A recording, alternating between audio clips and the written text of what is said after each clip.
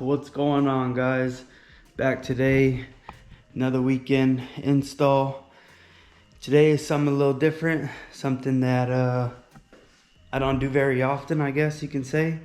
But today we got a Mercedes Benz. I think it's a C class if I'm not mistaken. Yeah, C300. He's got some BC Racing coilovers. Yeah, let's get started. I'm gonna go ahead and jack it up. I'm gonna do the front first and then lower it and then do the rear instead of putting it all on jack stands.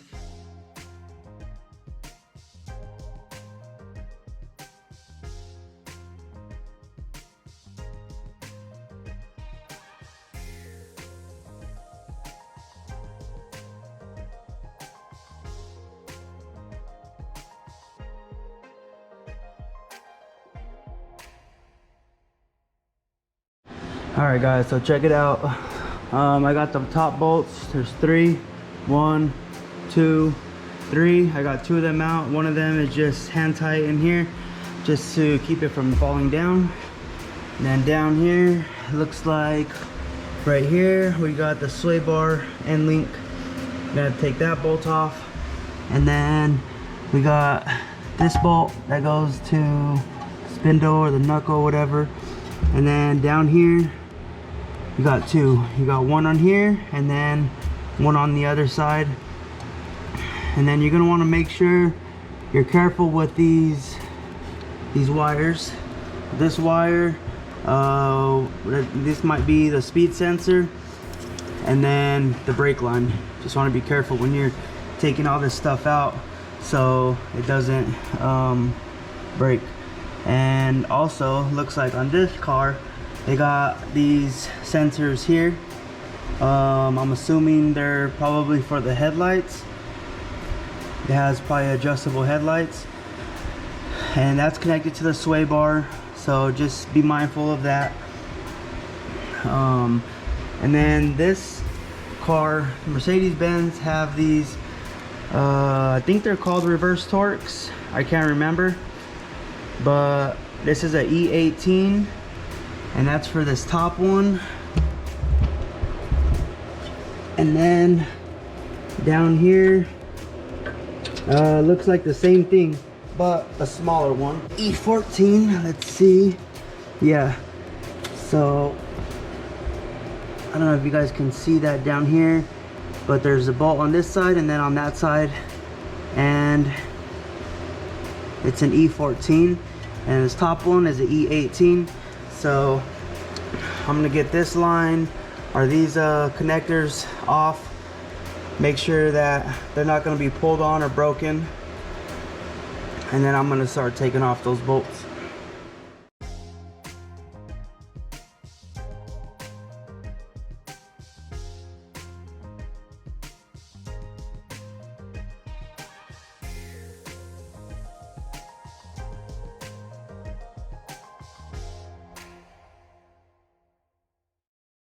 Alright, as you've seen, I got the stock one out. It actually went pretty smooth.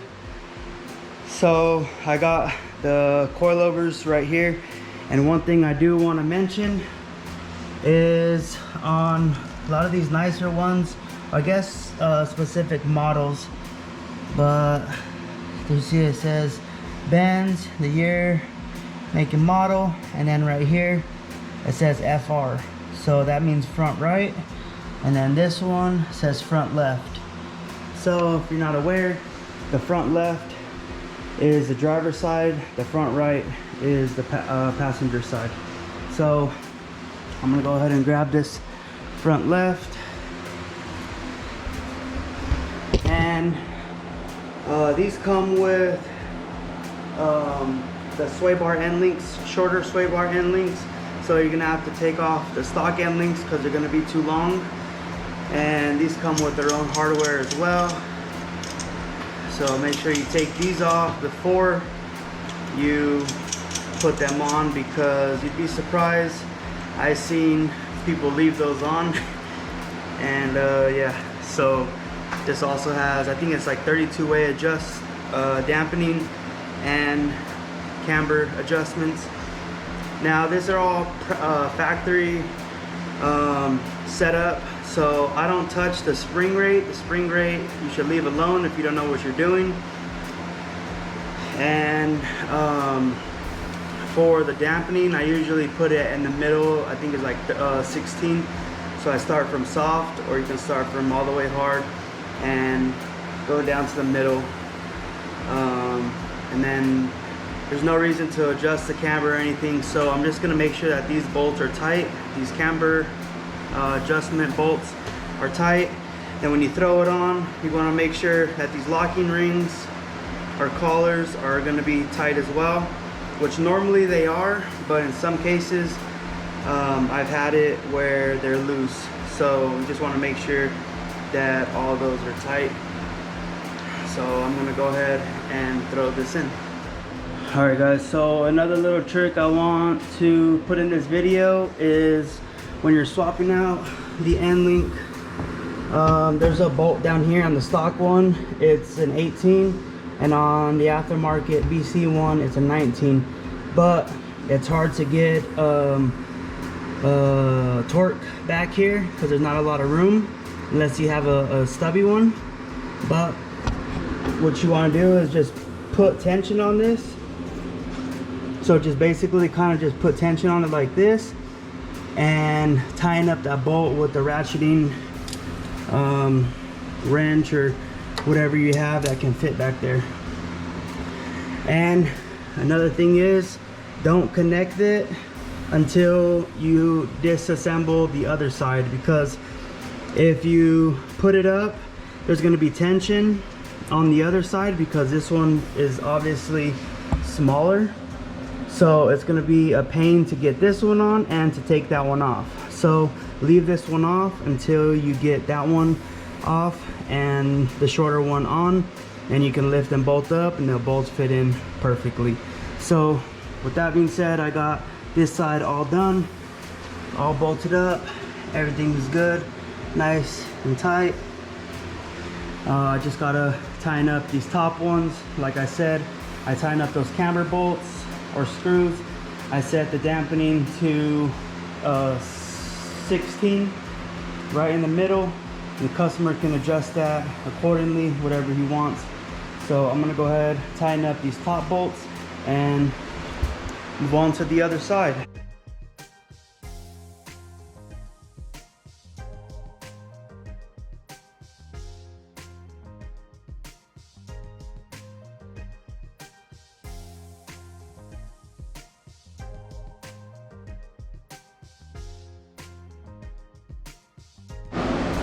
So I don't think I mentioned it when I was doing the other side, but what you guys want to do, I'm not too sure if there's only one way that this can align or if there's multiple ways, but it's kind of hard to see. But you guys want to make sure that the camber plate is this way, not parallel to the vehicle, because when they do want to adjust the camber goes this way, positive and negative this way and not this way. So yeah, just want to make sure that you make sure that camber plate is so you can adjust it from left to right if you're looking at the vehicle from the front. All right guys, so onto the back. To get the rear shock out, so here's an example on this side. All you need to do is take out this clip right here. Sorry, the light's not too great in here. And this clip up here. And as you can see, you can just pull this panel back just enough to get to those bolts. Sorry. So you got one right here and then one right here. It is a 13 millimeter. And get those out. And then from there, this is loose, and then you can take off this bolt down here, and you might be able to, depending on how, I guess, good your suspension is or your shocks are, you might be able to compress it with your hands to pull it out. And if not, then you're going to need to take off the lower control arm. So you got 3 bolts here, one for the shock, one for the sway bar, and then one for the hub here. So that's what I'm gonna do next. And once you can take off this bolt and the sway bar bolt, but be careful with this bolt. You're gonna want to put support underneath the lower control arm because there's tension from the spring. This car, there's not so much tension because it's on lowering springs, but there's still going to be some. So once you take that bolt out, if you don't have support under here with a jack or something, this arm is just going to shoot down and you can possibly get hurt because that spring is under load and it can shoot out at you. So I'm going to go ahead and take those bolts off, put a jack underneath here to support it, and then lower it down, get that control arm lowered, be able to pull that shock and that spring out.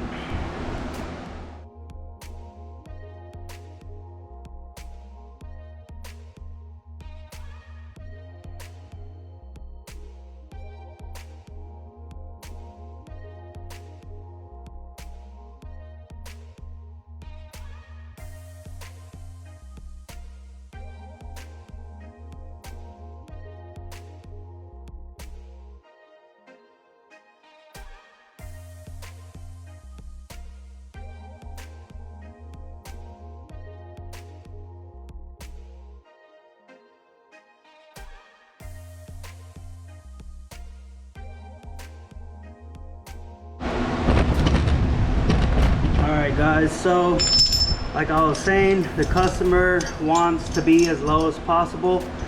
He wants to get this thing pretty slammed. So what I'm doing here is I'm removing this locking collar because I measured the stock spring with the aftermarket spring, including this coupler. This sits on top.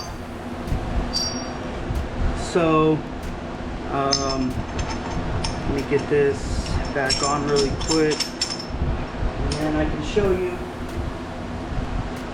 on this one. So this is a full assembly with the locking ring and everything, and then here's the spring. So here's this, and then here's this. So this one is just a little bit shorter. So with that being said, that taking off that locking ring and maxing out this back piece is going to be key for him, because that is what, maybe 1/4 of an inch that he's losing on the drop. So I'm gonna go ahead and take those out on both sides and adjust them accordingly. So on the back, I'm gonna max them out. And the front, I'm not too sure if I recorded on the GoPro, but I threw them on the way that they came from the factory, and they're actually higher than they were from the lowering springs, because this car had lowering springs on it before. So let me just walk you guys over to the front really quick. And I know obviously they're gonna settle in. It's not all the way, like the front still has a lot. So with the lowering springs, it was maybe about 1/2 inch above the tire, and now it's about, I don't know, 2 inches possibly. So I'm probably honestly thinking that I'm going to have to max out the coilovers. Well, clearly I'm maxing them out in the rear, so I'm thinking that I'm gonna have to max them out in the front too, for what the customer wants and what the look he's going for. He wants this thing like slammed to the ground, basically as low as it can go. So I'm thinking that I'm gonna have to max out the fronts without doing any custom stuff as far as making the spring rate tighter to go lower, things like that. There's a few little tricks that you can do to get it lower, but I'm not touching the spring rate. I'm not touching none of that stuff.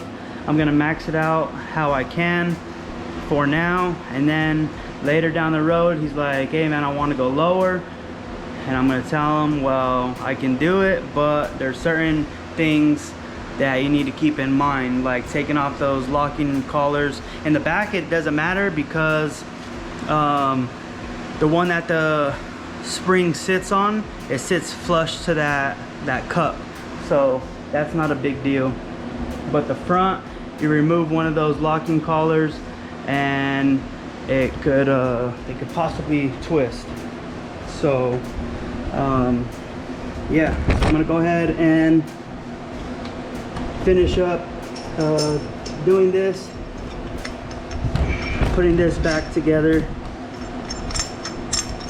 and get everything back in there.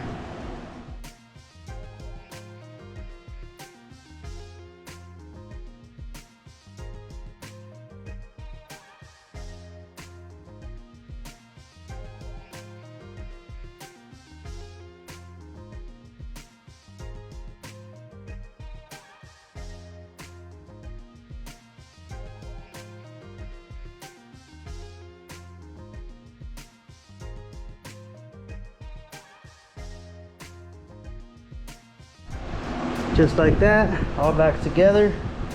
The bolts on, I think he painted these himself. Got a little bit of overspray and stuff, but no big deal. We got those on. You got the shocks on and the springs on, maxed out.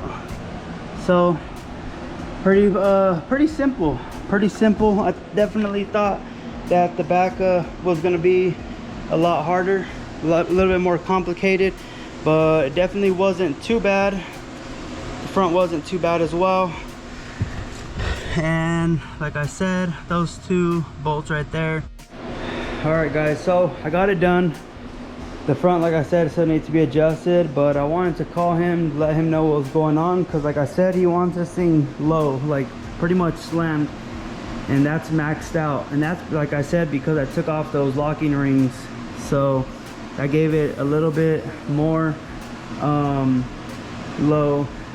But the next thing to do is to take off that top piece, that top black piece that you can adjust the coils to lift it and lower it. I'm gonna take that completely off, so it's just gonna be a spring in there that's gonna sit up in there.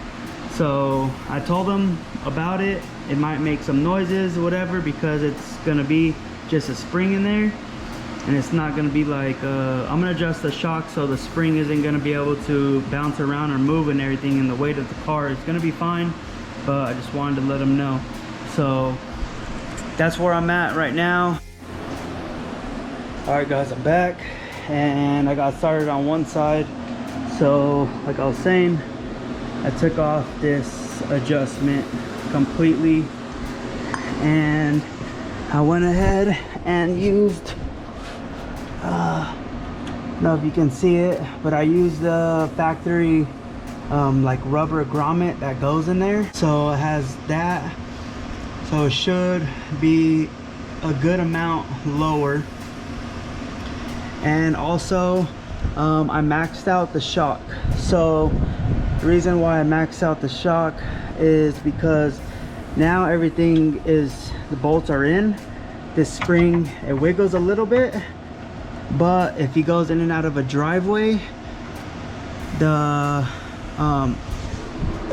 like when the car flexes, say this wheel comes off of the ground and it's gonna droop down, and that spring could pop out. So this is the maximum droop that this is going to have. So being that it being maximum droop, shouldn't have an issue of adjusted the fronts are on the ground. The front actually looks really good, lower than the lower end springs, I would say, somewhere around there. So I'm crossing my fingers and hoping that with taking that out and doing it this way, that the rear is gonna sit a lot lower. So we'll see. I'm gonna go ahead and finish buttoning it up, put the screws in, or the bolts in, and put the wheel on, and do the same thing to the other side. Yo, back at it, baby. So with those minor adjustments, it actually sits perfect. I'm sure he's gonna be happy with it. It's pretty low. It's not like to the ground low, but it's pretty low. So check it out.